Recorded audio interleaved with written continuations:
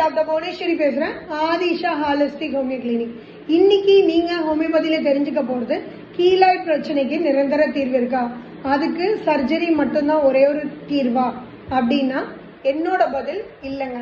கண்டிப்பா ஹோமியோபதியில பரிபூர்ணமா குணமாக்கலாம். அதுக்கு முதல்ல நீங்க கீலாய்ட்னா என்னன்னு தெரிஞ்சுக்கணும்.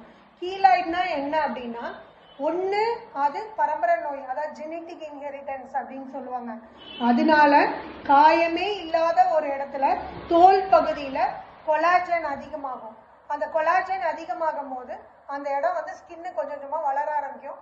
அப்படி வளர ஆரம்பிக்கும் போது என்ன ஆகும்னா, அதுக்கு தேவையான ரத்த ஓட்டமும் நியூட்ரிஷன் சப்ளை இல்லாமல் போயிருங்க. இதுதான் காரணம். இதை கட் பண்ணி எடுக்கிறது நிரந்தர தீர்வே இருக்க முடியாது, திரும்ப திரும்ப வந்துகிட்டே இருக்கும். அப்போ ஹோமியோபதியில இதுக்கு எப்படி சொல்யூஷன் கிடைக்குது?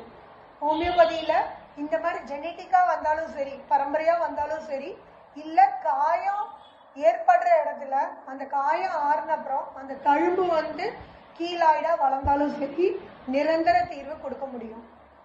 இது மாதிரி தகவல்களை தெரிஞ்சுக்கிறதுக்கு தொடர்ந்து என்னோட யூடியூப் சேனல், இன்ஸ்டாகிராம் பேஜை ஃபாலோ பண்ணுங்க.